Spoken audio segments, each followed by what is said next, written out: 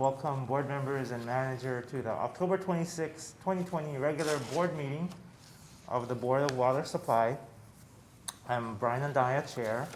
I'd like to take a moment to take a roll call of all of my fellow board members. Please say aye when I call your name. Vice Chair Kapua Sprout. Aye. Board Member Jade Butai. Aye. Board Member Ross Sasamura. Aye. Board Member Ray Soon. I can see you, Ray. I can't hear you. Stephen, is Ray on? Okay, well, we'll go back to Ray, but we all can see him right on the screen. And Board Member Maxward. Board members who are calling in or video conferencing in, please mute your microphone when you're not speaking. Thank you very much.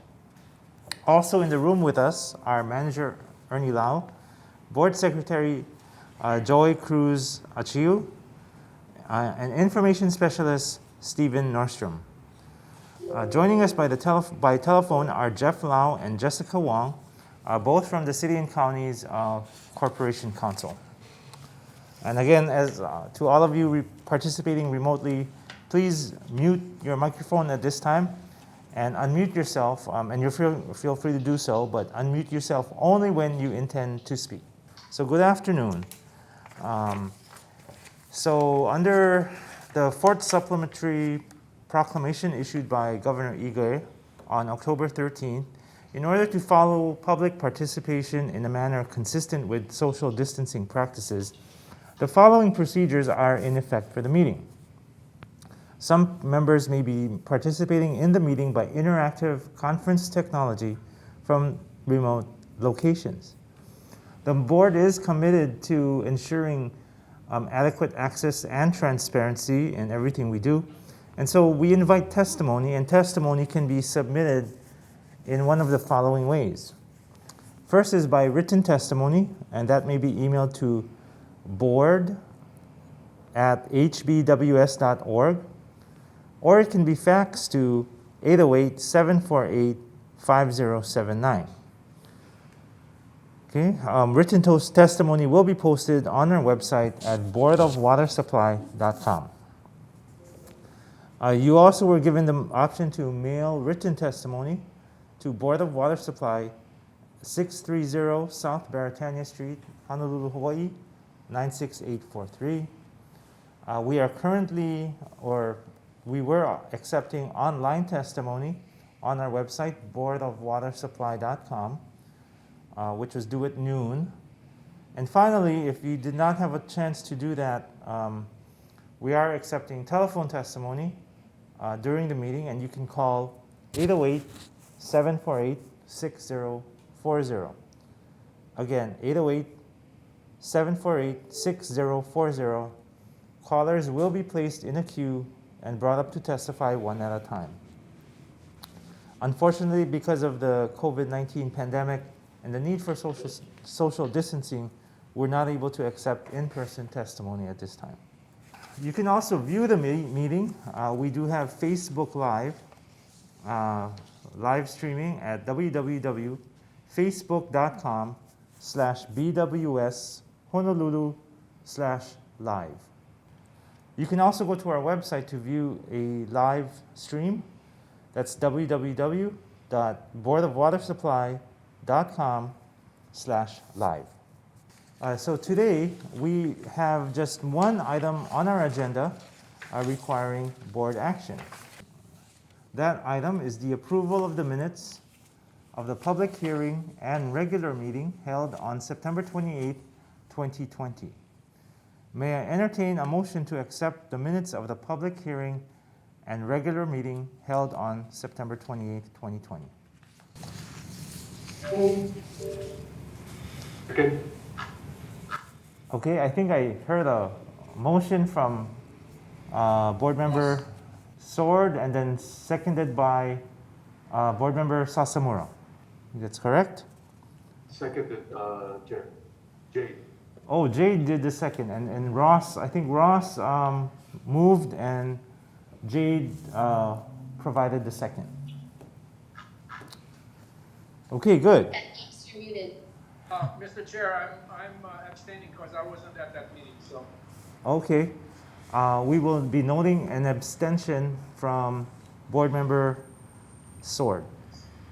Members, are there any questions or updates or corrections to the minutes? Hearing none, I'll now turn to Mr. Nordstrom. Is there anyone to testify by telephone? No testimony, Chair. Okay, thank you.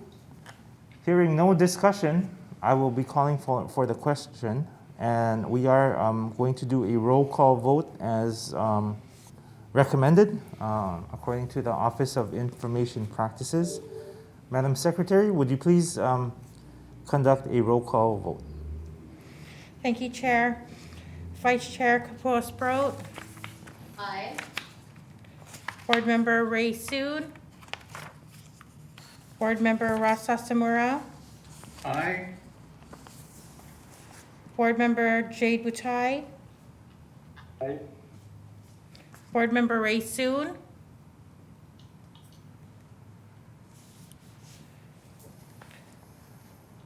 Chair Brian Andaya. Aye. Chair, motion passes with 4 ayes and 1 abstention. Thank you, Madam Secretary. The motion hereby is carried, and the minutes of September 28th of the public hearing and regular meeting is hereby approved. Thank you. All right, moving on then for the items for information. The first item we'd like to take is Deputy Manager Ellen Kitamura with the update on the 2018 to 2022 Board of Water Supply Strategic Plan and Water Master Plan performance metrics. Chair recognizes Deputy Manager Kitamura. Good afternoon, Chair Andaya and board members. Nice to see you. Ellen Kitamura, Deputy Manager, and this afternoon I will be presenting the annual update on our performance metrics for our Board of Water Supply Strategic Plan and Water Master Plan. Okay, this slide shows the metrics. So for the summary of the metrics. So for the strategic plan, we have a total of 9 metrics, 7 of which we have met the targets or are on track to meet. 1 metric missed the goal by less than 10%, and the other metric missed the goal by over 10%. And the Water Master Plan, I'll be covering those metrics No, later. they're not. I just said I've been sending Joy and I've been chatting with Kapua. He's online now. Yeah, but I can't hear them. Okay. Okay. I will email him. The wonders of technology.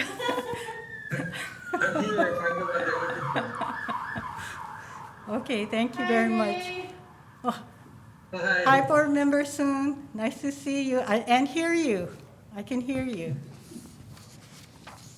Okay, so we started the, I'm actually just on the second page right at the beginning, overall summary for our performance metrics for strategic plan and the Water Master Plan. And I'll be going over the performance metrics for the strategic plan first.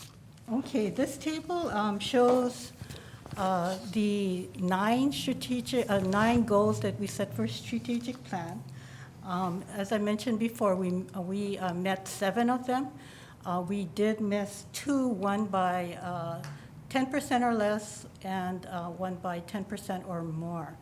What I would like to point out, and I'm really excited about this, is that we did meet our goal for the employee departure rate for the past fiscal year. We have been very challenged in our recruiting mainly because of the COVID-19 and some other issues. However, we continue to aggressively recruit, and we also maintained our staffing. So over the last several months, Board of Water Supply accelerated our hiring efforts through targeted advertisements via social media. We also participated in a number of job fairs to promote the Board of Water Supply job opportunities. We've implemented new strategies, taking advantage of virtual meeting spaces And we also allowed for social distancing and teleworking within the organization. So for the past fiscal year, we've been able to attract and retain good workers. And we're seeing more new hires, we're still hiring, and lower numbers of employees leaving the organization. So I did want to point that out. Thank you very much for everyone in the organization, especially HR, for assisting and getting us to meet our metrics. Ellen, if I can make a slight correction to this table. On the fiscal stability, I noticed that we have a AA plus from Fitch, which we have retained. Oh, yes. But we did not use Moody's this time around, which gave us a AA2. We went with S&P, which we got a AAA.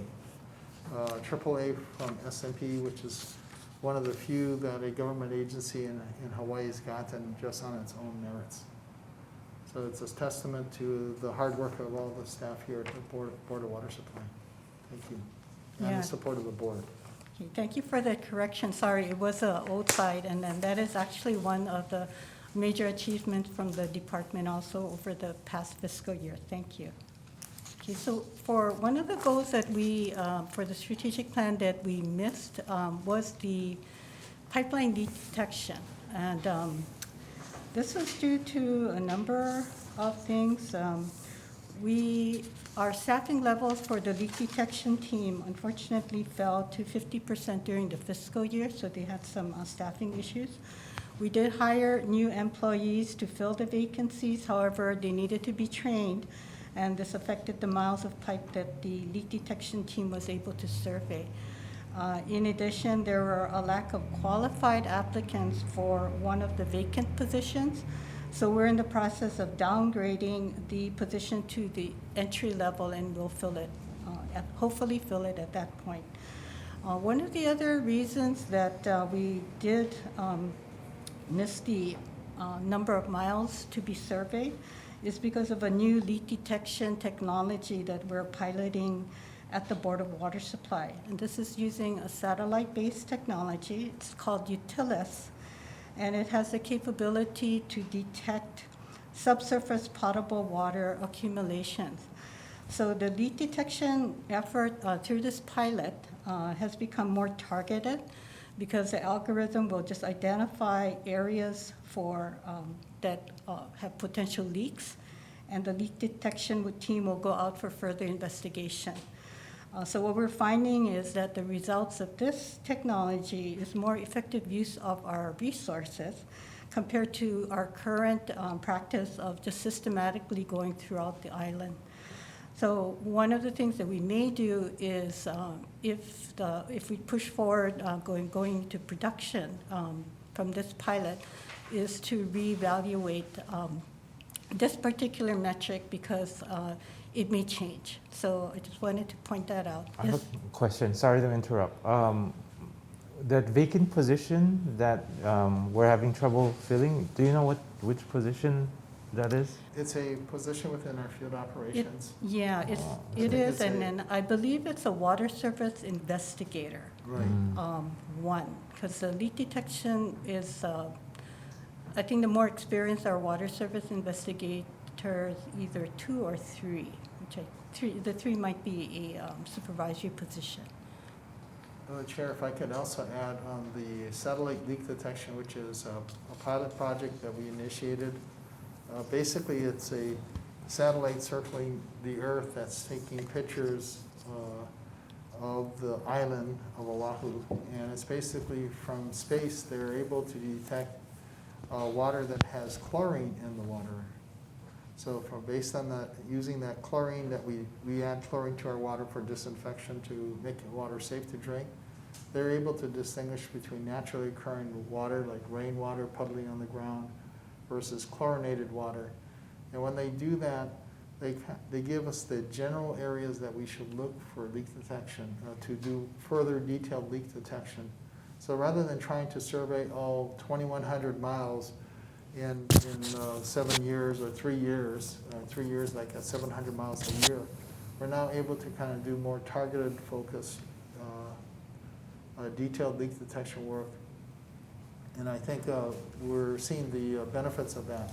I was a little surprised that, a satellite in space could detect chlorinated water on the Yeah. ground, but it is amazing technology, and I think we're seeing some of the benefits. But of course, that means the percent of miles surveyed becomes more focused. Instead of just trying to get volume of miles surveyed each year, we're now being much more targeted with the limited staff resources that we have. Thank you, Okay, sorry. thank you. No, and I wanted to also add is, there are a lot of emerging technologies out there, and it's hard to determine, well, which is valid, which is not. So one of the things that we're doing to try to keep up with what's out there is we're participating in something called Technology Approval Group, or TAG, and this is facilitated by a technical consultant company called ISLE. So what ISLE will do is they'll vet all of these emergency technologies, send a list to the participating agencies, and this is water agencies, so very targeted to water, and they'll take a survey to see, well, which one are we interested in? And then when they get that short list, what they'll do is they'll hold a workshop, and these vendors will do presentations, and then it allows us to get a deeper look at that and ask questions. So Board of Water, we've participated in two.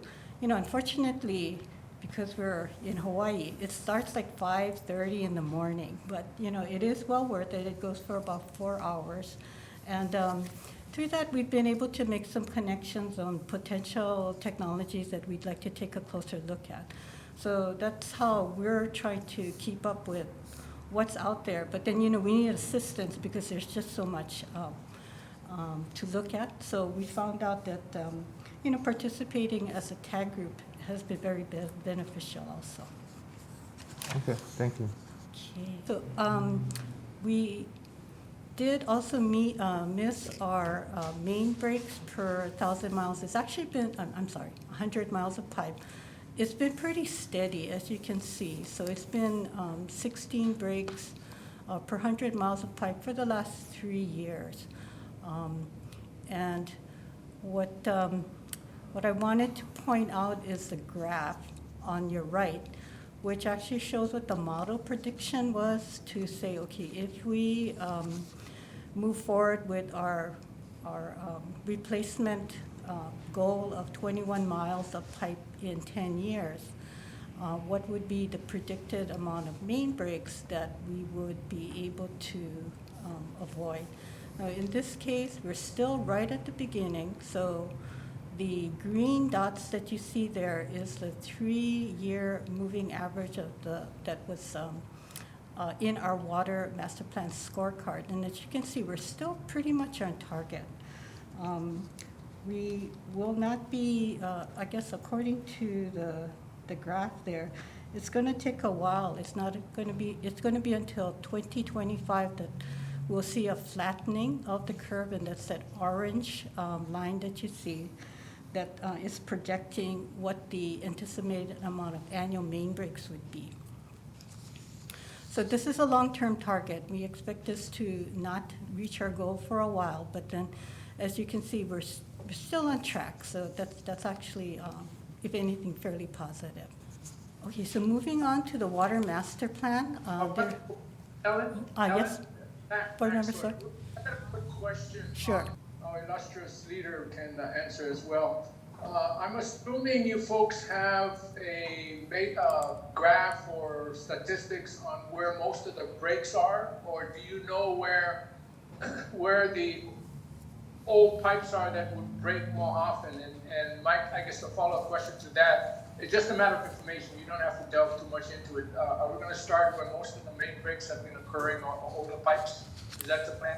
Yes, as part of the generation of the pipes, and I'll be talking about that a little bit later, the high-risk pipes or those that need to be replaced, we do have a program that will identify those and determine which are the higher priority pipes. And this is based on age of pipe, also the material, the consequence of the failure, the risk of a failure. So that's put all together in a program, and it generates the pipes that should be high priority to replace. And then it should, hopefully by following that model, it'll bring the number of main breaks down. Okay, yeah, just a matter of information. Okay, thank you very much. Yeah. So we do have a systematic way of determining this that they try to update every once in a while. Okay. So moving on to the Water Master Plan. The Water Master Plan has 33 metrics, 19 of which we did meet our goals. 5 that we missed our goal by less than 10%, and 9 by over 10%. And what we're doing is, because these goals were generated in 2016, and we've been reporting on them every year. We are considering a reevaluation of the metrics that was developed for the plan to make it more concise, because it is tracking 33 metrics. And then hopefully it'll be a simpler, we'll be able to figure out a simpler methodology to track the progress. Once we complete the reevaluation, then we will be bring our recommendations before the board for your consideration and adoption. So we'll continue doing the 33, but we're looking at reevaluating. Okay, so when the Water Master Plan metrics are developed, it was categorized into 6 primary steps that was identified from our strategic plan, from bringing water from the source to the tap. These performance metrics in each steps are used to monitor and maintain the health of the water system and target areas of improvement. So I'll be going through each of the ones in the 6 different categories. So the first category, this slide shows the performance metrics in the sustain category, and it shows that 3 categories did not meet these goals. Now, these goals are meaning funding our water management and conservation programs. So we have been funding, however, some of these programs are still in development. So it's taking a while for us to get up to our funding goals, but we are continuing to fund what we consider appropriate programs to protect the watersheds and encourage water conservation. This next category shows the performance metrics for the capture category, and there was 1 metric that did not meet this goal. So the permitted or assessed sustainable yield metric measures the number of sources exceeding the permitted use or assessed sustainable yield as a 12-month moving average. 4 sources out of our 92 stations exceeded the 12-month moving average for fiscal year 2020. These were 3 potable sources in Palolo, Kawailoa, and Kahana, and 1 non-potable source, which was the Barbers Point non-potable well. So currently, the drought situation is affecting the water demand island-wide, generally increasing usage. And the 5-month moving average for rainfall in August 2020 has been hot and not raining, was 60% of normal. However, we are hoping that our call for voluntary conservation measures and the return of the winter rains, which has started, so that's a very encouraging look. The National Weather Service has predicted that the winter rains will return, and this will allow us to cut back pumpage at these sources. So later on in the meeting, Barry Usagawa will be updating the board on the drought situation when he gives his report on the status of the groundwater levels at all index stations, be able to give you more information on this. So the next table, this table here, shows the metrics for the treat category, and all metrics in the treat category were met. So this slide shows the metrics for the move category and indicates that 2 metrics did not meet the goal. So pumps available for use metric measures the percentage of pumps that are available to be placed in service. The goal for this metrics is to have greater than 90% of our installed pipes available for use. Currently, 63 out of the 384 pumps are out of service, which means about 84% of our pumps are available for use. So Water Systems Operation is currently working on fixing 23 units and estimates that of the 23, 20 of them will be repaired by the end of the fiscal year. Capital Projects is working on 40 units and estimates that 24 of the 40 units will be repaired and placed back in service by the end of the year. So it is a moving target. The other goal. Ellen, Yes, before you leave that graph, can you go back to that table? sure. You know, on the pumps available for use, what happened? What changed that you think we're gonna be able to get closer to 90%? Because you get every year, 82, 83, 83. Yeah. What decision did we make that change then? Okay, so this is actually a moving target because as we put pumps into service, because we have Water Systems Operations working on the Sure. pumps that they can put in, and also Capital Projects working on the larger, more capital improvement one. Sure. As they put it into service, we do have failures in others. So what we're trying to do is catch up and stay ahead of the curve. So it is one of those that we're trying to put in more money into infrastructure projects, especially the pumps. And then hopefully from that, we'll be able to increase the number of pumps that are in service. Is 90% still our goal? 90% is still our goal. And also, Board Member Soon, we're also looking at the length of time it takes to do the work and see if we can shorten the length of time to put the pumps, do the replacement of the pump and put it back in service. Okay. Thank Thank you. Okay, the other metric is the emergency power. And this metric is tied to the installation of permanent emergency generators and deployment of mobile emergency generators at critical pump stations. So you can see the location of these generators on your map. So the goal is to supply 80 gallons per capita per day during an emergency, taken on an island-wide basis. This assumes that 85 million gallons per day is needed for an estimated population of 1 million people. So the current emergency generators that we have deployed, and this is installed permanent and mobile, can provide 65.2 million gallons per day, and this is about 77% of our goal. So the yellow shows the location of the pre-deployment sites for the mobile generators. The orange indicates fixed generator sites under construction. These generators are tentatively scheduled to be installed in February 2021. That's the target date now.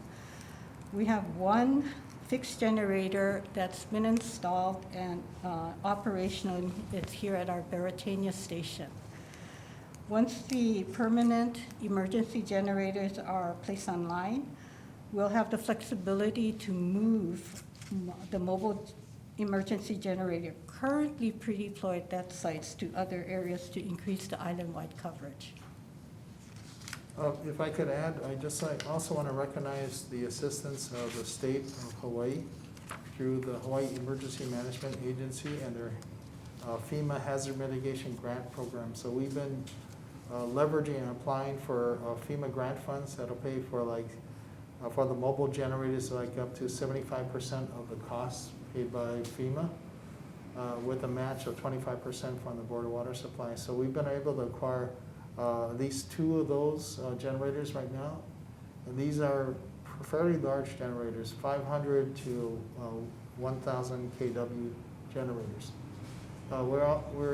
We still have additional requests in or applications in for more FEMA funding to assist us in building out our backup power or generator power program here for our customers.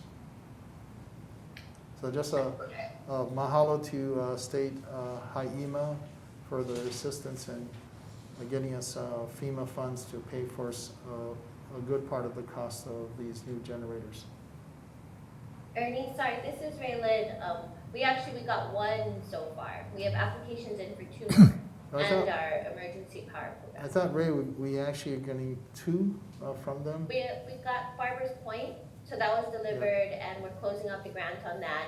We have applications in for Kaunohi and Mililani that have been approved at the high EMA level, but lack the FEMA approval, because I guess they take our application and turn it into FEMA, and then we execute the grant award. So Kaunohi and Mililani are stuck in that FEMA stage, but we've Yeah. gotten state approval. Thank you, Ray. Okay, thank Go on. you. Good information. So the next slide, this shows the metrics for our store category. One of the metrics in this category did not meet the goals. So this is the storage deficient pressure zones. It measures the percent of pressure zones with less than standard storage capacity per our standards. So these are our reservoirs. We have not installed any new reservoirs since last year. So this metric hasn't changed. It actually hasn't changed for a couple of years because these are big infrastructure projects that we have to design and plan for. We do have 3 reservoirs, however, planned for design and construction. Kalawahine 180, which we had talked about in previous board meetings, it's a 2 million gallon reservoir, and construction is budgeted in this fiscal year, 2021. There's also the Ainahaina 170, which is a 500,000 gallon reservoir. Construction is budgeted in 2023. And the Kuvali 242, 4 million gallon reservoir out in Waianae area, which is designed for 2025, so this is a long-term project. And the construction is outside of our 6-year CIP planning horizon. So this slide shows the metrics for the deliver category. 4 metrics in this category did not meet the targeted goals. We did talk about the pipe breaks because this metric is both in the strategic plan and also the water master plan. The non-revenue water, this metric compares the pumpage to billed consumption. The difference is referred to as non-revenue water and something that we had historically called lost water. This consists of water usage that cannot be measured, such as loss due to leaks, main breaks, unmetered flow, pipe flushing, and meter calibration differences, and also adjustments that we make to our metered consumption data. So this metric seems to be increasing, and staff is looking to see, what could have resulted in this this increase. One of the things that we do know is that our meter data takes several months to stabilize as we're doing billing adjustments, so that's one thing that could have led to it. Another potential is that we have recently changed the billing data consumption data set to be more accurate, and we know that this is also affecting the non-revenue water numbers. And they're also doing physical investigation of the water loss due to the situations that I mentioned previously, and we'll be making corrections as they discover if some of these losses have led to the increase in the non-revenue water. The other high-risk pipelines, and this is what Board Member Sword had asked about before. These are the water mains that were targeted for replacement as part of the Water Master Plan.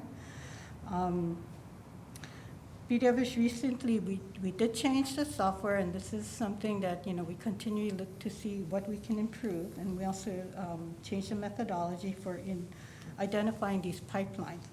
So with the new analysis and the updated data set, it increased the amount of high-risk pipelines in the water system, leading to increase in the percentage.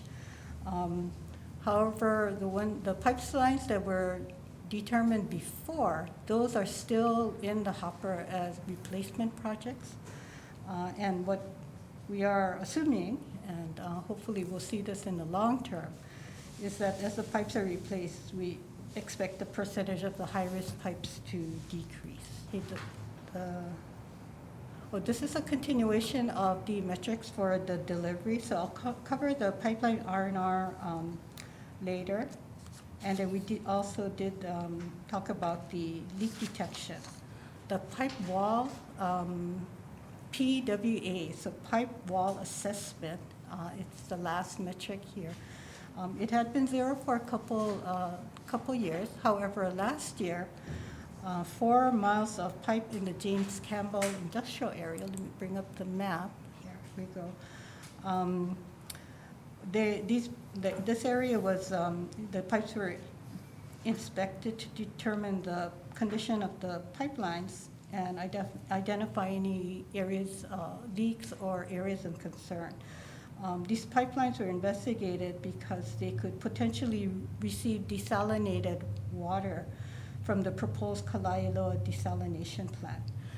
In general, the overall pipes investigated were in good condition with minimal scaling.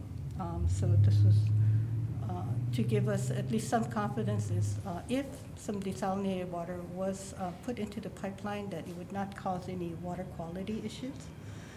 The investigation also had an additional bonus where 3 potential leaks were identified and scheduled for further investigation by our field operations group. So this is what capital project refers to the Road to 21, and it shows the miles of pipeline replacement on an average annual basis.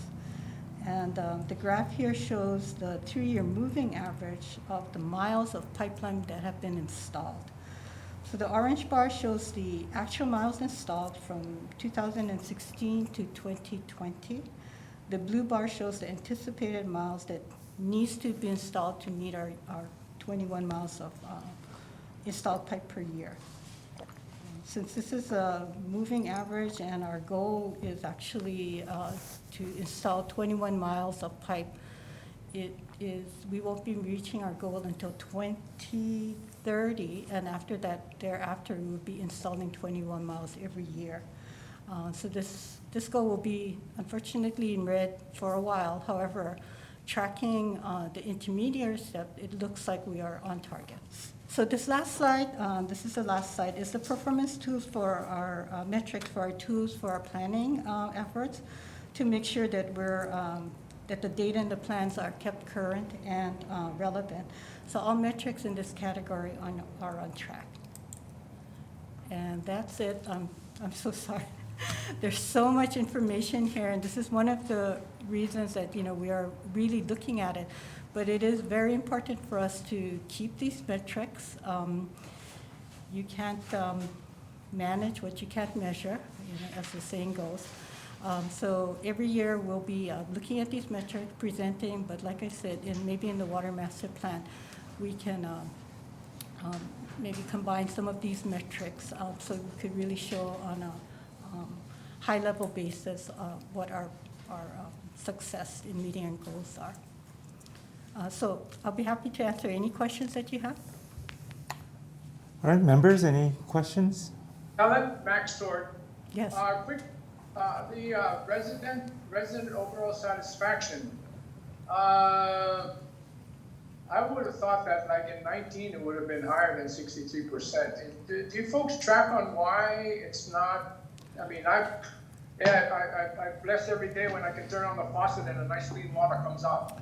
Yeah. So, I mean, do you guys track on why the satisfaction is not higher than what it is? Actually, the resident satisfaction, that's a survey that we hire a company to do, and it's done every 2 years. So we didn't do one in 2020.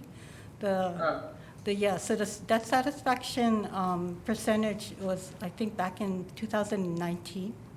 Right. So we're going to be doing it this year, I'm assuming. But then as far as reasons for that, we'll have to go back to our other survey.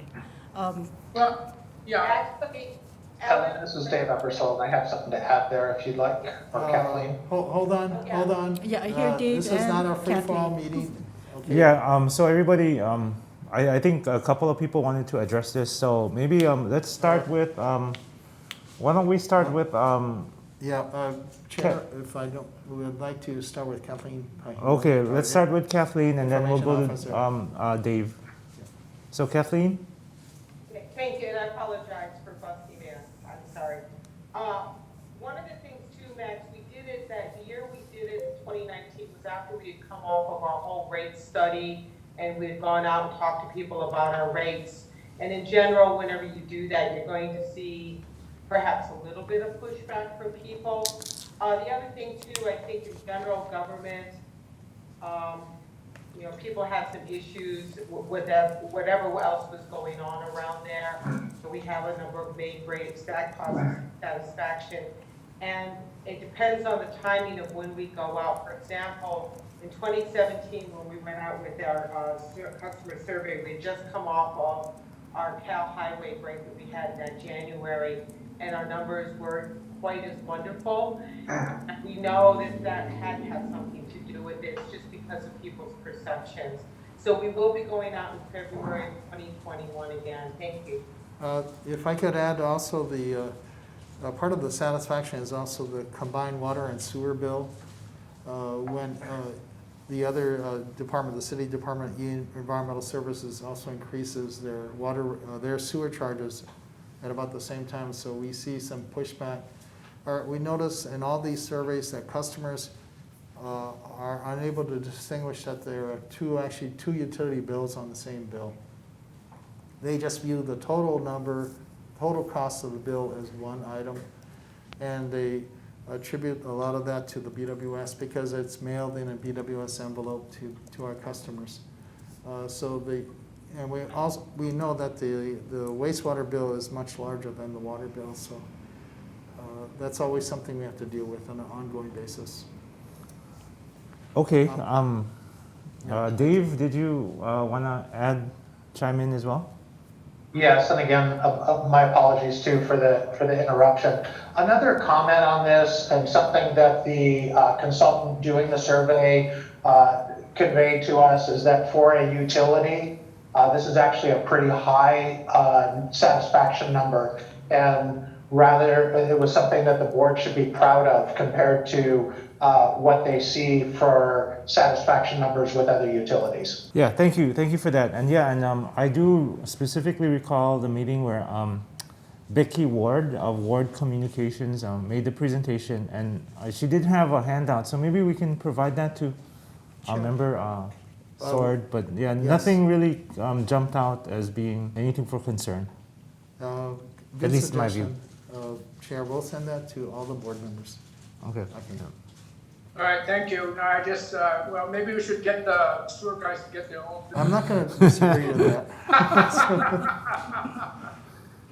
Thank you. Any other questions? Chair, I actually have a follow-up question. I was actually thinking of something along the lines that Board Member Short just raised. I mean, the sewer bill has been a chronic issue for us for a long time. And I was wondering, is there any way to address that now, given transition to online billing or other kinds of things? Is there a way for us to address that? I just wanted to get your feedback, please. Chair, if I can answer that. Sure. Board Member Sproat, that's a very good question. We've been having ongoing conversations with the city administration. I think the opportunity may lie in the new administration that'll take office in 2 to 3 months, that we'll renew that discussion again. It has been challenging, especially when we do a rate increase for our customers on the water-only portion of the combined bill. When you look at the actual dollar amount, it's relatively small, but when the wastewater portion goes up, it's off a larger percentage because the wastewater portion of the bill is usually 2 or 3 times the water portion of the bill. So that's something we'll look into with the next administration. Great, thank you very much. Thank you. Members, any further questions? I have a kind of an overall comment. This is Ray. Go ahead, Ray. Whenever I see metrics and I see them all being met, my reaction is they were all set too easy. So it doesn't bother me to see a lot of red and yellow in our metrics. I would really caution against changing the metrics unless you have a clear reason for it. For example, the leak detection, changing technology as to how you're gonna find leaks, that really does demand setting a new set of metrics. I understand that. But I'm gonna be loath to vote to approve changing metrics that just collapse them and therefore mask some of the shortfalls. Because I think understanding the shortfalls is what makes us a better organization. Not seeing them. We want to see them so that we can address them. And so that's my overall that's just my overall comment. I wish we didn't have so many reds and yellows only, 4 or 5 years into the water master plan. But it is what it is. And I think that it's more important for us to understand why they're red and yellow than for us not to see reds and yellows. Okay. Thank you. Thank you, board members. Duly noted. Thank you. Okay, any further comments? Chair, this is Jay. Oh, yeah, go ahead, Jade. Yeah, these are the metrics. Who is responsible in tracking them to make sure that we're on top of them? Is there like a one person that is doing the? I asked my deputy, Ellen, to actually encourage all the divisions to provide her the data so she can actually collapse it into the metrics to see where we stand. Ellen is also involved in looking at benchmarking, setting benchmarks for our utility. So, Board Member Butai, I do track the metrics and report on it. However, these metrics were developed with the various divisions, operational groups. So they're well aware of what their targets are. And then throughout the year, like say the emergency generator project, they have these programs and projects that they keep track of to try to hit the metrics. So it's a combination of reporting and tracking, but then also the operational groups well aware of what these metrics are because they help develop them and try to meet them for the year. So I'd like to say it's a team effort. Yeah, Ellen does pull it together and make this presentation, so she does a great job. Okay, anybody else? Okay. If not, I just wanted to thank the department for putting this together, keeping tabs. I know we met a lot of the metrics. There were a few that we didn't, and I hope we can take a look at those and make sure we follow up. But I echo what Board Member Soon mentioned, and it's good to keep on top of it. So thank you for putting that together. Thank you. Thank you. Good job. All right, I want to now move on to the next item for information. This is the long-range financial plan update. Chair recognizes Mr. Joe Cooper and Mr. David Eversole. Board members, good afternoon. I would like Dave Eversole is our consultant with PD & Smith, and we have been working on updating the long-range financial plan to address the different scenarios that COVID-19 and the pandemic have posed for us. You may remember that several years ago we did the 30-year long-range financial plan and developed several scenarios for different contingencies that we expected might occur. This went beyond that, and so we've engaged to take another look at that and to revise revise our projection. And so Data Eversole will be presenting where we stand at this time and some of the scenarios that we're going to be looking at going forward. Thank you very much, Dave. Thank you, Joe, and Chair and members of the board. It's great to be with you again. So recall that back in February of 2018, your board adopted the BWS's long-range financial plan. This plan was put together to provide the financial framework to support the 30-year water master plan, and it was developed with extensive input from the stakeholder advisory group. Along with the development of the plan, we evaluated a number of scenarios within the plan, or stress tests, if you will, to understand if the tools, if the financial tools that the Board of Water Supply has available to it are adequate to address changing conditions, uncertainties from water demands, water quality, economic factors, regulatory requirements. All of these things pose uncertainty in the financial plan, and so we evaluated a number of scenarios, and I'll go through those as a refresher. Next slide. The first one was aggressive conservation, and in the aggressive conservation scenario, we assumed that there would be a 1% per year per capita decrease in water consumption. That's a pretty big decrease year over year.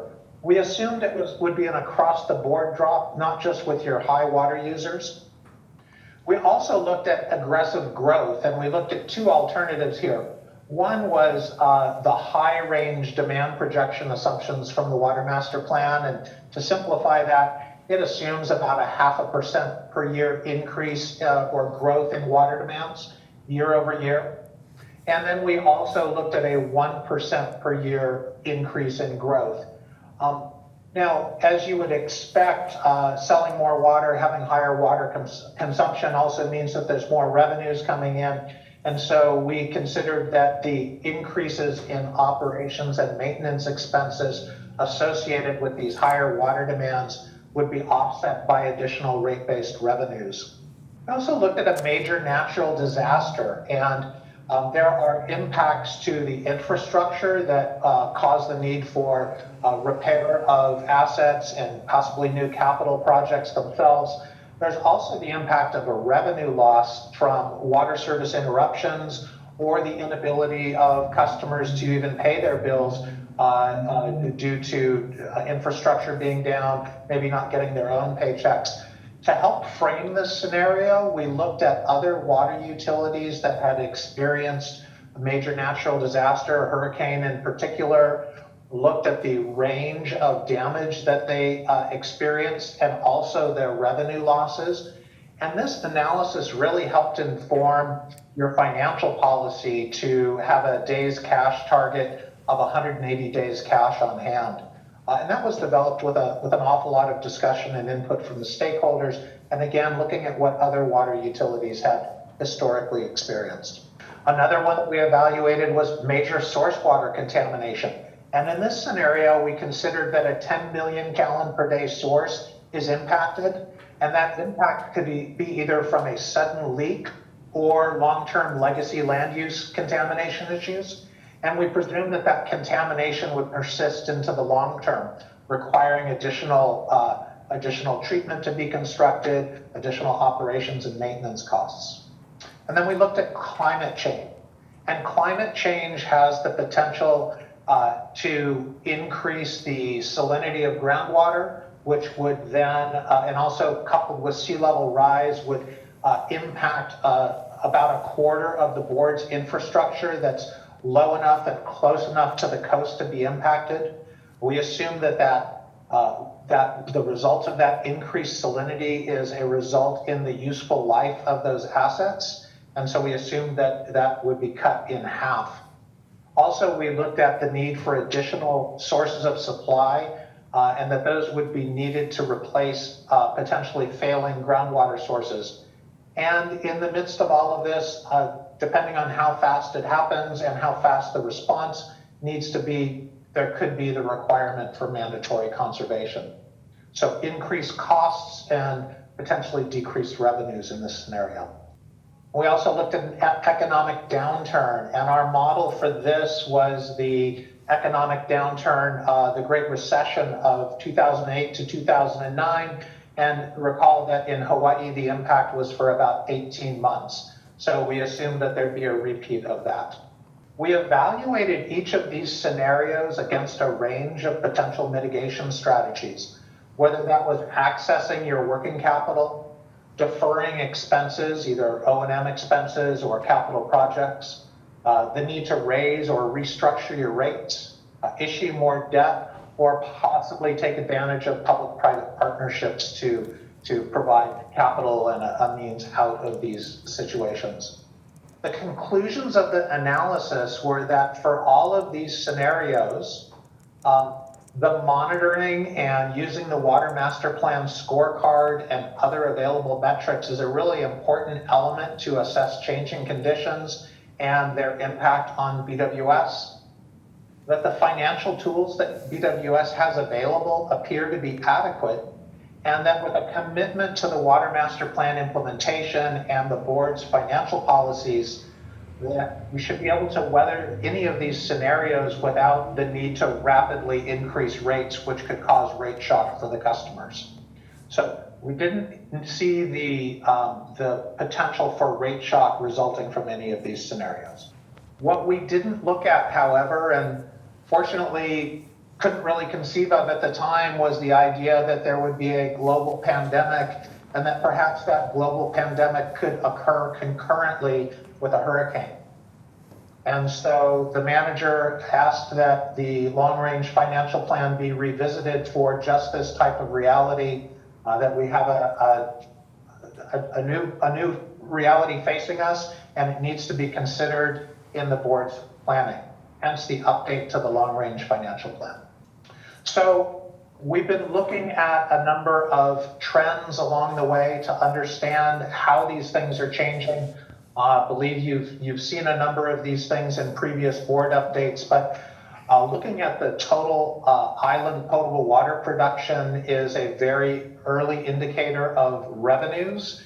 And the blue line shows the daily production data since March, and this is current through the start of October. So there, shortly, right around March 15th, you see a drop in production, and that coincides pretty well with the governor's orders restricting people to home, the World Health Organization declaring a global pandemic.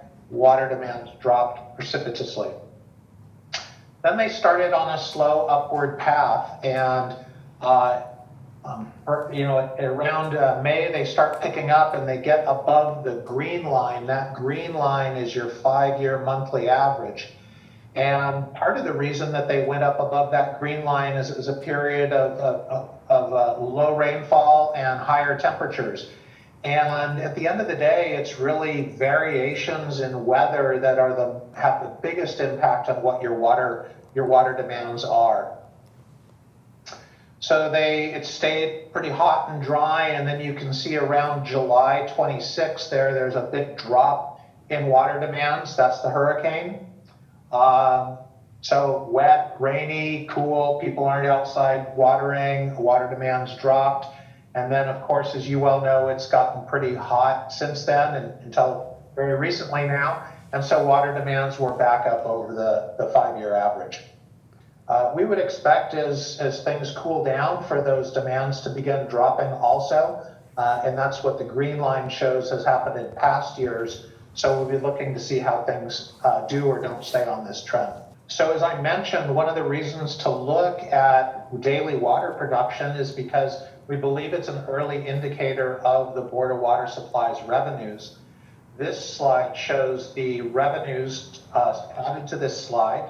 The revenue data are monthly. They're not available daily. They're available at the end of each month.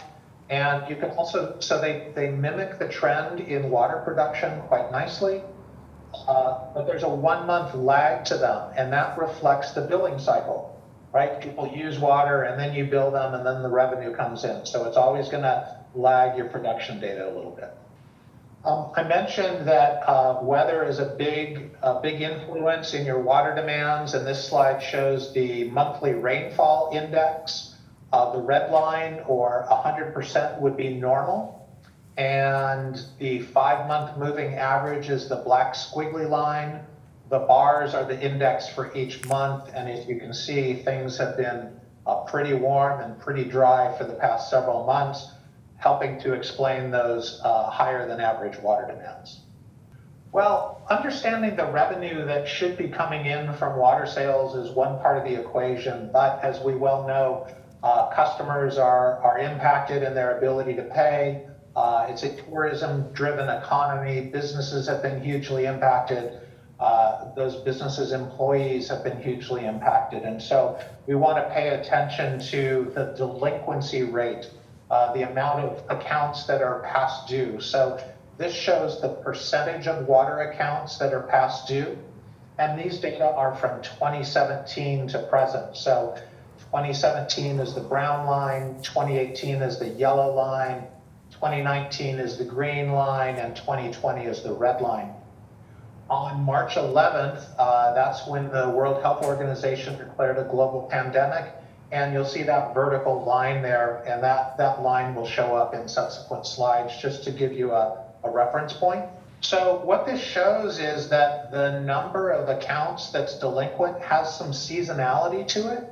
For some reason, at the end of every year, it tends to trend upward. Maybe that's tied to the holidays.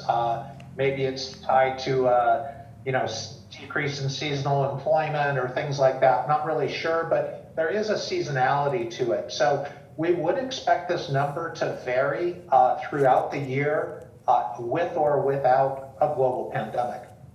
When we look at the 2020 numbers on top of past years, there isn't anything particularly insightful or concerning in this. We look at it and say, it looks like it's kind of within the range of past years. So it doesn't tell much of a story.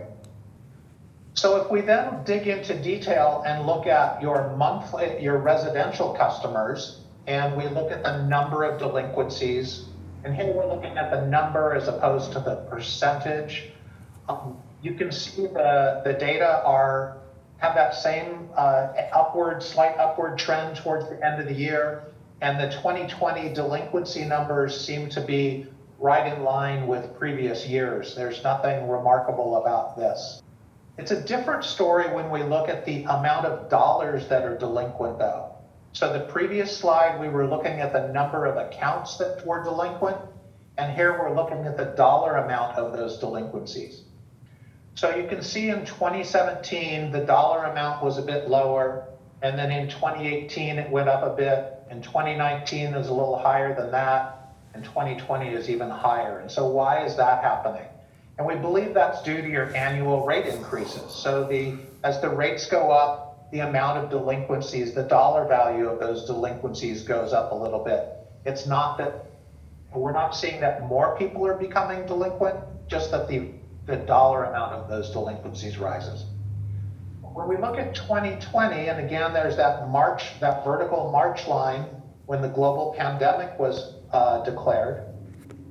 Looking at that red line, there seems to be a departure in the trend from previous years. It goes up suddenly at March, and it starts increasing at a faster rate.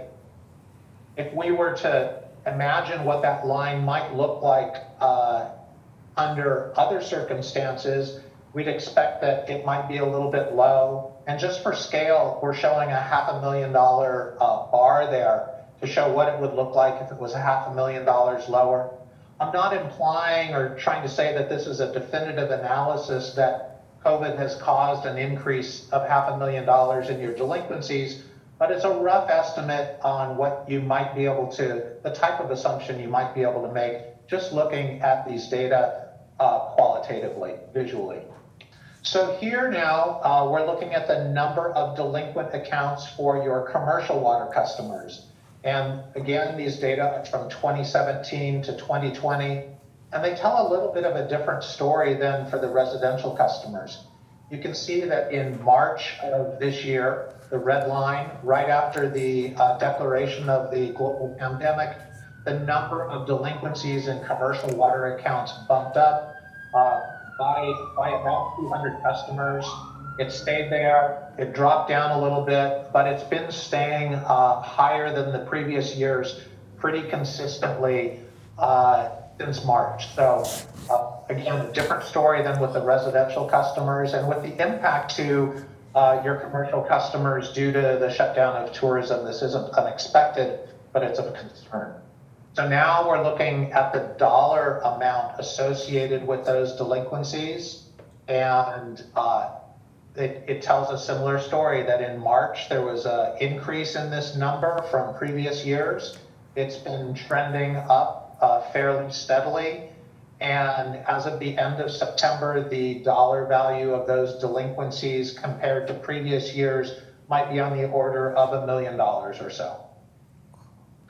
So as we look at these data and think about how do we put together a new scenario for your long-range financial plan that considers the types of trends that we're seeing and recognizes that we don't know that they're over yet, or necessarily when there is going to be a return to normal, if you will, what are the things that we need to look at along the way?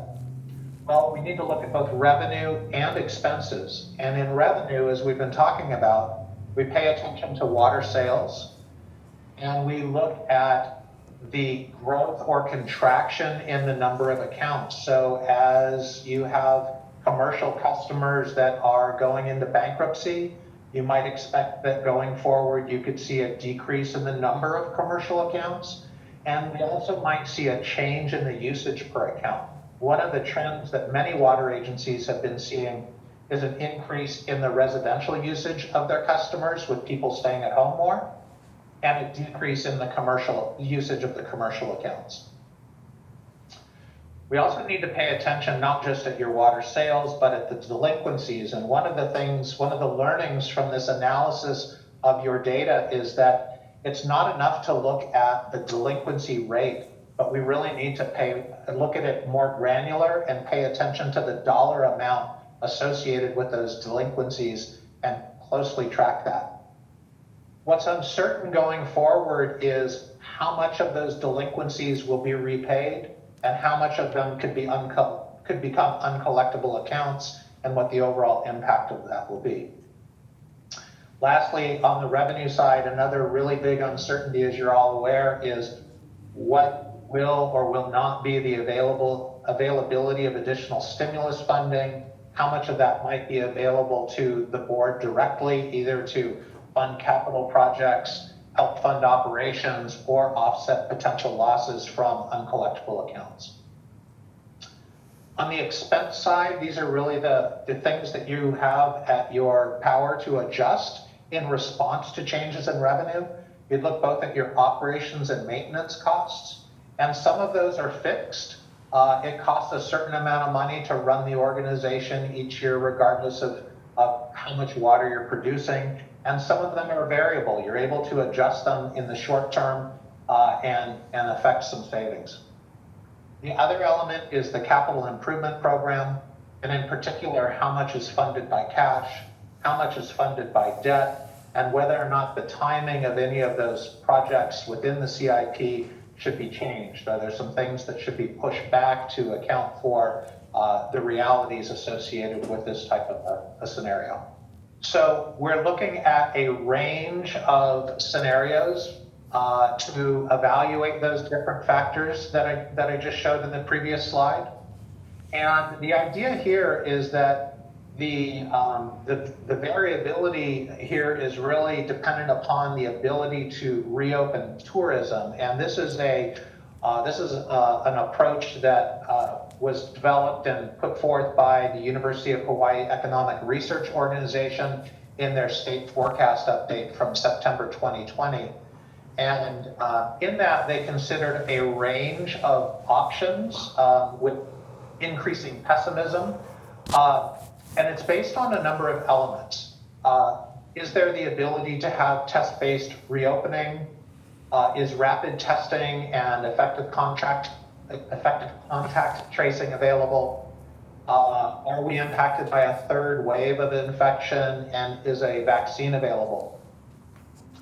And so what we're asking is, as I go through these, is this a reasonable range of alternatives to consider, and are these the right factors associated with it? So as I'm going through these, maybe have that in the back of your mind.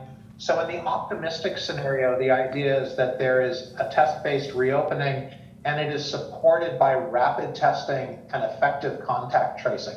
It assumes that there isn't a third wave of infection and it isn't dependent upon the availability of a vaccine. So it's really relying on rapid testing and contact tracing to allow you to reopen more quickly than is currently happening. The moderate scenario, you might think of it as pretty similar to what's happening right now.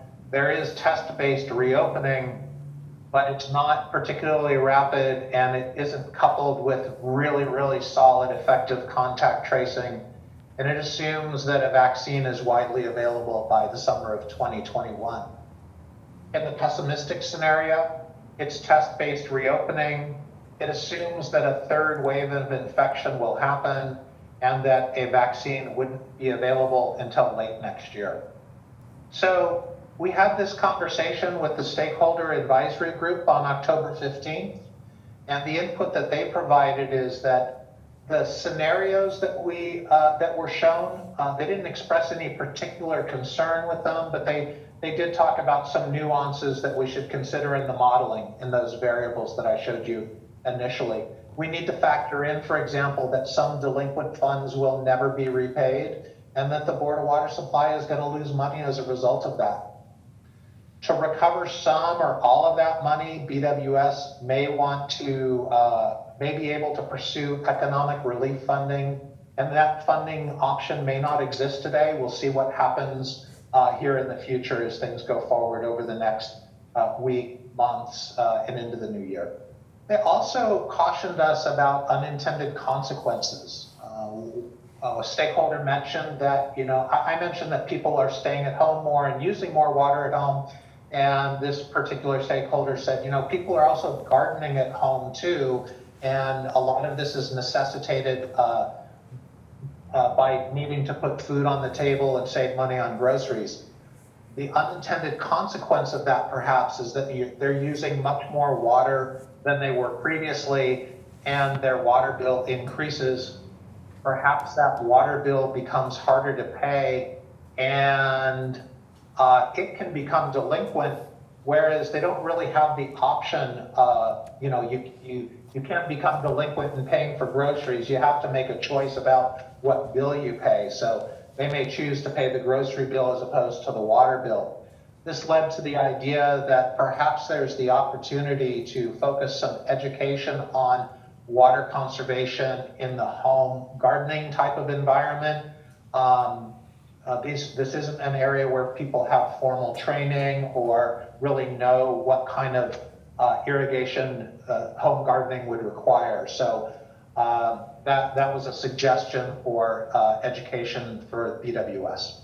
And that was the input that we got from the stakeholders as we presented it. And I certainly welcome your comments and questions. Members, any questions? So I guess I would ask, so in terms of the delinquencies, I know the number of accounts, are fortunately have not increased, the number of delinquent accounts, but the dollar volumes have certainly increased. Is there a plan to maybe address some of those delinquencies, especially on the commercial side, I think? I know it's tough, but is there a plan? So first of all, we've suspended shutoffs, at least to the end of the year. And beyond that, we're going to kind of reevaluate. Most utilities water utilities across the country have also suspended shutoffs because people need to have water to deal with the pandemic.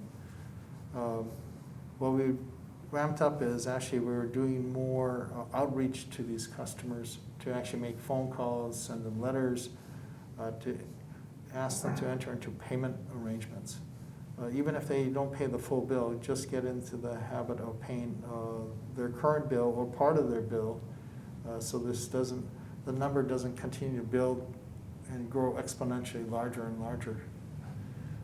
It's been difficult for the businesses because the federal programs that support them ended, and also for the workers ended around July. And there's still ongoing discussion in Congress. It doesn't look likely that they're going to have something passed before the election. So that is a challenge. We will continue to work with our customers to get them to pay. I think what's important is COVID-19, a health crisis, a pandemic, has a direct impact on the economy because it affects our ability to go to work or to interact with each other, for businesses to open up. So we're hopeful, at least I am, that now with a tiered opening plan with some particular metrics on terms of infection rate, positivity rate over a 7-day period, that there's kind of a logical plan to reopen the businesses. And also, if we have to do retreat, if the infection rate increases, before it becomes a third wave, like it is in many parts of the US right now, that we can actually do a little retreat and get it under control before it gets too far out of hand. So that's going to be really key, I think, going forward for our utility. In the meantime, we're doing things to control costs that are not fixed costs that we have to incur, to actually try to restrict our budgets deliberately and hold back those funds to later on in the fiscal year to see how we stand with the impact on revenues. That's kind of my long answer to your question. Okay. Yep. As long as we kind of have a plan, and I think the outreach is good. Most of the programs out there, federal, state, county programs, they do allow for utilities as a permissible expense that they would reimburse or fund. Yeah, except we've asked to see, under the CARES Act funds, which run out at the end of the year, that program ends, CARES Act money could be used to repay, have our customers pay back our bills for water or wastewater. Because we're a government entity, we couldn't use it to make up for revenue shortfalls. But CARES Act money could be used to pay for private electricity service or other private utility services. So that's been part of the challenge. We've been working with Aloha United Way and other nonprofit organizations and referring customers to them when they have some funding available that could help offset pay their bills, that the customers can use to pay their bills. I see. It is going to be very important that the federal government actually provides assistances to keep our businesses and keep people in this survival mode until the economy recovers. And even though I'm concerned about the reopening of the economy and visitors coming to the islands, I also realize that our economy needs to kind of do a restart. But hopefully everybody will take responsibility, all of us, in doing our part to contain the spread of this virus and allow for the gradual reopening of our economy. And that will help us in our situation. Chair, this is Max Wood, I got a quick clarification. On your variables to consider a new pandemic scenario, what you're saying is that you're going to be reworking your financial plan. Joy, and can you go back to that slide? It's going to be based on the considering the three scenario, the reopening of tourism. No. Well, tourism reopening has an impact because right now in Waikiki, when everything was shut down and the tourists stopped coming, we saw like a 3 million gallon a day decrease in water usage by the large hotel properties in Waikiki, those customers in Waikiki. What I'm saying is your projection, you're going to rework your financial plan, and you're going to use the Go back to the scenarios, please. The forecast that UHERO provided in September as kind of one of the I get the majors, you're going to be working your financial plan, is that what you're saying?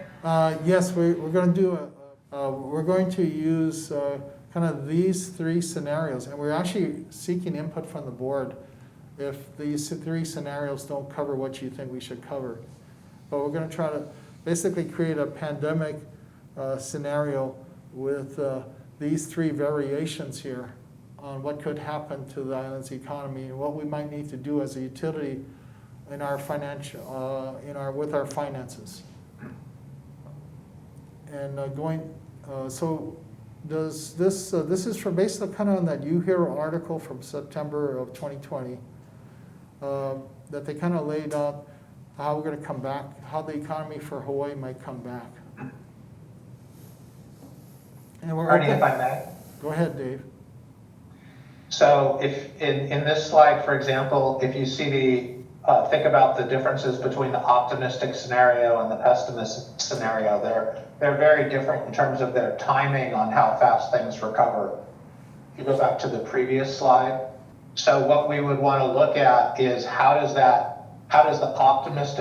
optimistic scenario look like in terms of your water sales, your delinquencies, stimulus funding, and then in response to that, how would you have to change your expenses?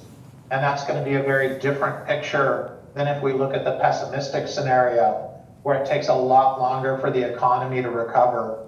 We'd expect the water sales to be more significantly impacted, delinquencies to be much higher, stimulus funding remains a wild card.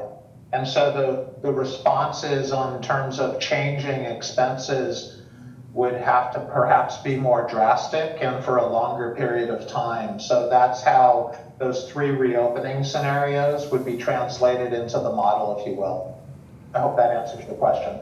Well, yeah, it does. I just wondered because from the tourism standpoint, I would at least follow the PRO and see if they can update their forecast from September because,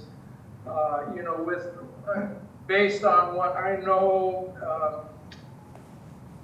there's the demand for Hawaii is steadily going up. Of course, the Japanese are not going to show up until January. That's for sure. That's been, all the major Japanese tour companies have said they're not going to book anything until December, which means they're not going to show up until January. But the trend for Hawaii, because compared to the rest of the world, Hawaii is pretty damn safe. Considering the hurricane and all that violent stuff down in Mexico, which comes out of California, which is our number one market.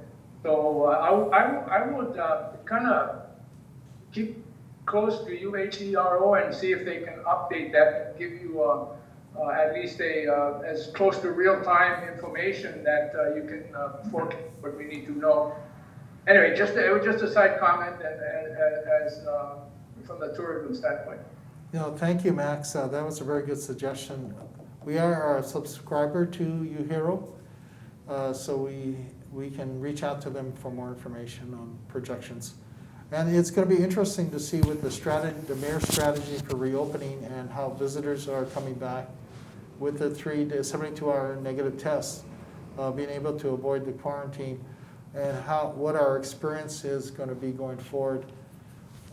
And if we can keep the rate of infections under control, then that's a good thing. We can reopen more safely. I think the mayor's plan is okay. I think it's the contact tracing. I don't know if you read the story the other day where a couple and their kid got their test taken, and they were at the hotel for 6 days and never heard anything. It was until I think Lieutenant Governor got tests for them that they were able to leave their room. I mean, they were so good about it that they stayed in their room for 6 days. Yeah, that's commendable.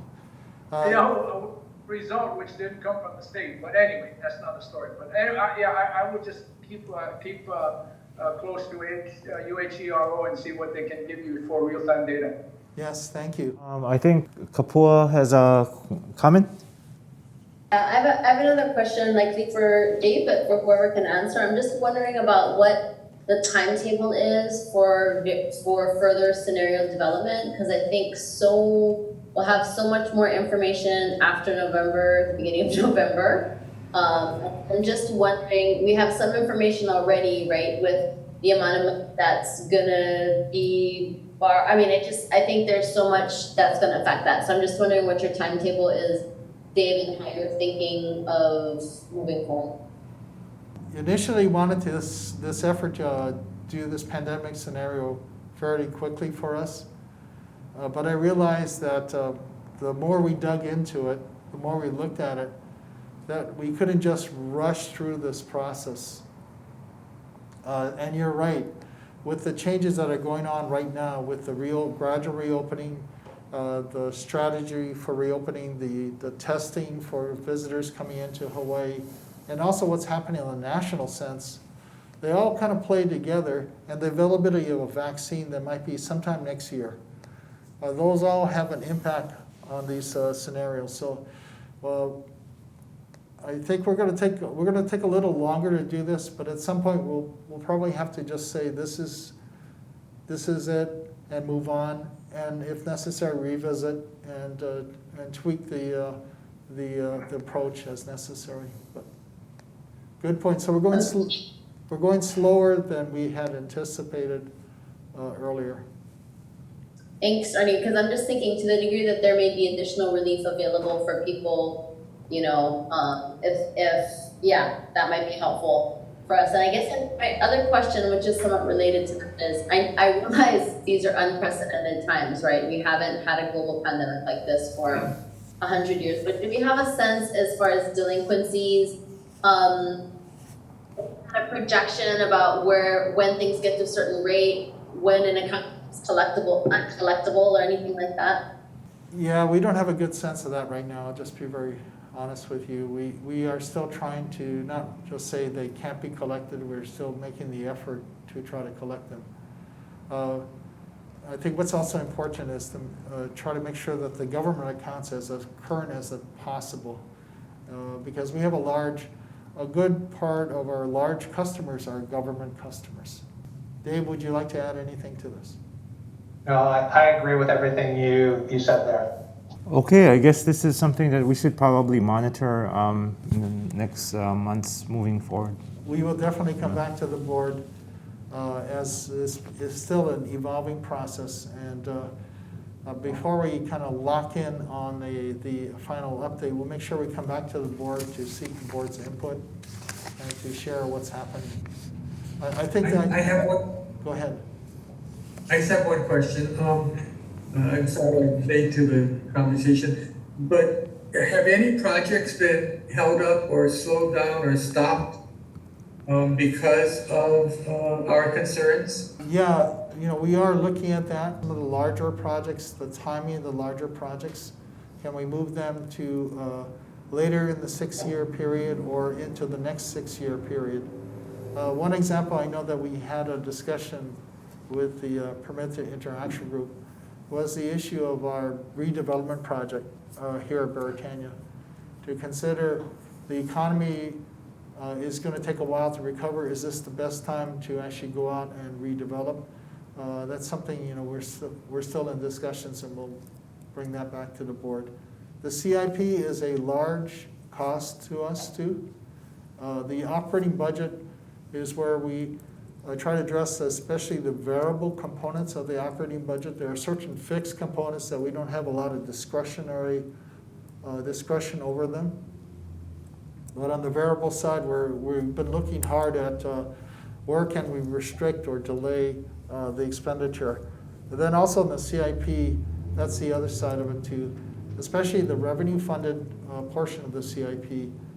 How do we also go out for more debt at this time, yet still trying to meet our financial policy targets?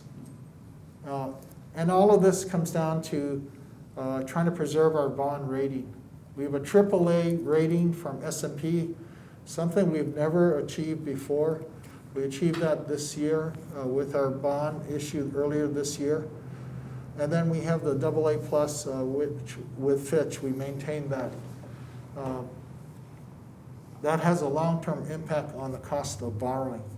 So it's important to try to keep those bond ratings for our bonds.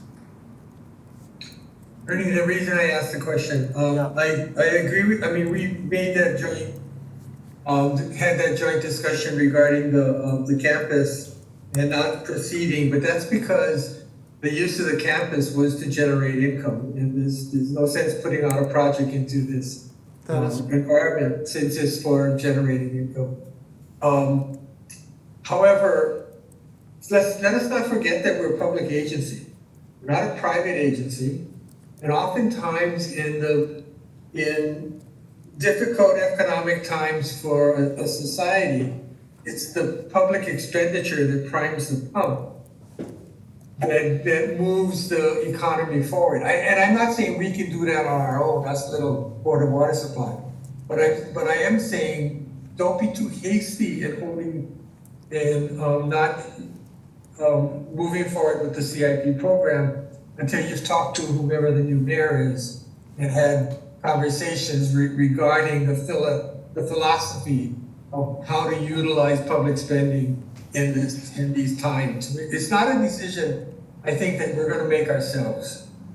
I think we may want to, but there may be just bigger public issues before us. So I'm glad we're doing the analysis. I'm cautious about making big decisions ahead of their time. No, thank you. You know, and I appreciate the board taking action at last month's meeting to actually approve the amendment to our CIP, increasing it to $201 million for our FY21 CIP, which covers this time right now, up to June 30th of next year. The challenges are, you know, and thank you for that suggestion. That when definitely whoever the new mayor is, we will have a conversation with them. One thing to keep in mind too is the issue is that the Board of Water Supply, we're dependent only on the rate revenue. People paying the water bills and the related charges to that. That is our sole source of revenue. As I know you know it, but for the sake of the public listening in, that is the money coming in. And how much money we spend going out, they both need to be matching, they need to be equal. If not, you know, we have some scheduled rate increases, and I thank you for the board to support implementing those rate increases that are already been adopted a few years ago. It's important to keep that revenue stream coming so we can actually implement the capital program. Operate the water systems, keep it running safely for our customers and reliably, and also deliver a capital program to address our infrastructure needs, which is very important in the long term. So we'll see how it goes. I think an unknown here, member soon too, is it's going to be interesting to see what the construction price or costs are going to be. If the costs, as maybe the economy is struggling, if the construction costs are lower, then we can do more with the money we have. Right. So that's another parameter to kind of be watching here. But very good points. Thank you. Thank you. Okay, any further questions on this item? Okay, hearing none, thank you very much for the report, Joe and Dave. Dave, thanks for joining us. Thank you. Thank you. Next item is status update of groundwater levels at all index stations. Chair recognizes Mr. Barry Usagawa. Yeah, as we were saying, we're in a drought. So we have initiated voluntary conservation notice of 10% for winter in East Honolulu. As due to the declining water levels coupled with unusually hot weather and low rainfall. It's from April to October, although I think we're turning a corner here.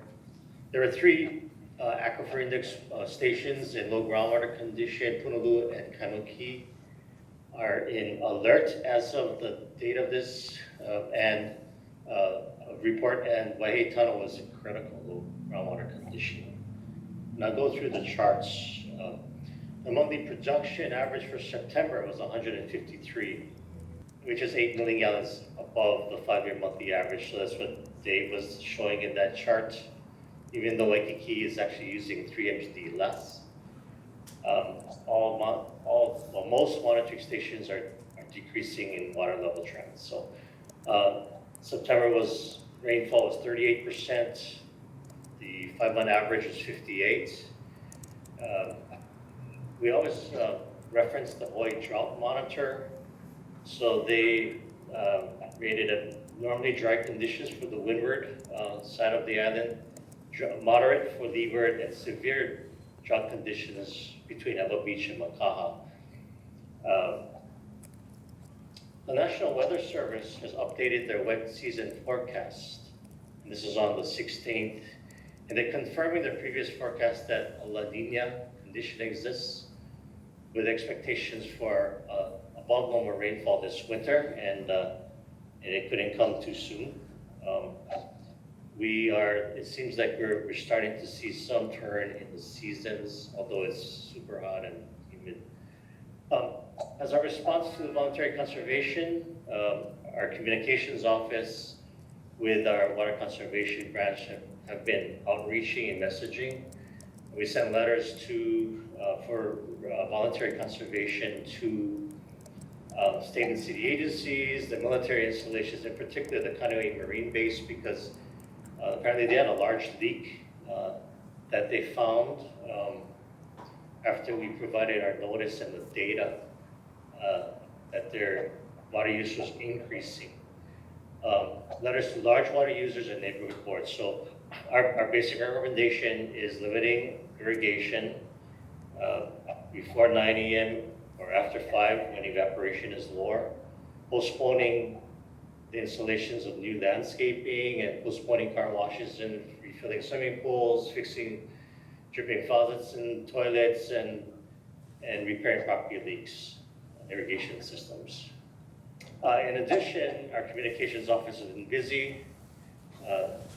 News release was sent to all TV, radio, and social media outlets, and that release resulted in several interviews and a newspaper article discussing the drought and conservation. So that recognition and awareness, I think, as we look at the more recent data, water production and I guess demand has been dropping. So we recognize and commend our customers' efforts to conserve water, but we ask that they continue to conserve water through the end of the year because we need our sources to recover. They've been taxed pretty hard in this time, and they need time to recharge. So if I could go down into the water trend graphs, please. So you can see Kaimuki has dropped as of September, down to close to critical. Still in alert though, at 20.5 feet. The rest of our sources are in fairly decent condition. Beretania, they're all above low groundwater. Kalihi, Honolulu, same thing. In the Pearl Harbor area is pretty good as well. Kaimuki and Punu are usually those the index wells that show low groundwater conditions first. So just into the alert stage, continue to monitor that. Although Kaluanui is above and it's only a couple miles away, but then you see Waihe really dropped.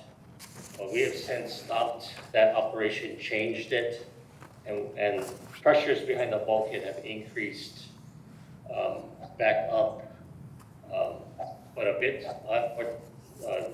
We're still looking at the impact of drawing the pressure down so much, but it has recovered. So I just wanted to point out that this is the 15th index station that we added to this report. This is in the Waialae West aquifer. It's in between Anakoa and Waialae-Iki. And it was in a response and in agreement with the State Commission on Water Resource Management that we have an index monitoring well in that aquifer because we have new sources that are planned.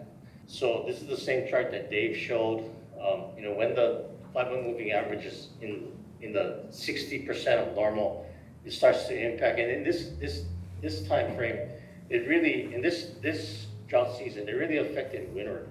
Windward has very low storage, like So when it doesn't rain, we start to see decreases in dike water versus basalt. Basal water is very large, much larger in volume, and don't have that kind of quick drought response. But when we don't have rain in winter, it starts to affect winter first. So just wanted to point that out. We're already seeing some pumpage decreases, but it would have been higher if Waikiki was using 3 MGD more. So that's the report for this drought season.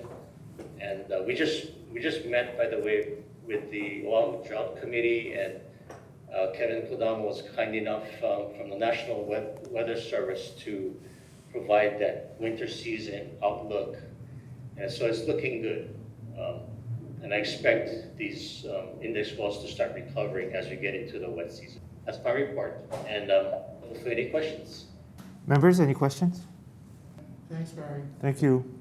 All right, moving on then. Last item for information is water main repair report for September 2020. And Chair recognizes Mr. Mike Fuke. Good afternoon, Chair and board members. Okay, for the month of September, we had 37 main breaks. The average time that it took us to repair the 4, 6, 8, and 12 was approximately 15 hours. The leak detection team surveyed 20 miles of pipeline, and in that 20 miles, they found 2 service line leaks and 2 main line leaks. And for the fiscal years from July through September, they have found 4 service line leaks and 9 main line leaks. Any questions? Members, any questions? Chair, if I could, Mike, can you share your experience with the satellite leak detection system? Yeah, I think it's kind of, we had some really positive experiences with it, because, for example, we had a main break out in the Makapu area. And kind of like after the fact, but then we went back and we looked at the Utilis, the satellite, and sure enough, where we had the main break, there was an indicator that we had a leak over there. That main break, there was only one line out there, our 36-inch main, and that showed us, hey, that's something that we got to pay more attention to when you get it, when you can correlate it, especially to a large main. So, we found that that's an example where we feel that the Utilis technology would really help us. That's one of the reasons why we're starting to look a lot more closely. Large mains, if their Utilis shows a possible leak there, so we are surveying those areas a lot closer. All right, that brings us to our end of the regular agenda. I would like to call for a motion to go into executive session. Okay, Second. All right, thank you. It's been moved by Member Sasamura, and I believe that was Member Butai. Madam Chair, would you do a roll call vote, please? Chair Andaya, correction, please. The motion was made by Board Member Sword. Thank you. Stand corrected. Board Member Sword, second by Board Member Butai. Vice Chair Pro. Aye. Board Member Ray Sood. Aye. Board Member Max Sword. Max? We may have lost Max. I'm seeing him. Okay, Board Member Ross Sasamura. Aye. Board Member Jade Butai. Aye. And Chair Brian Andaya. Aye. Motion passes with 5 ayes. All right, great. So let's prepare for executive session.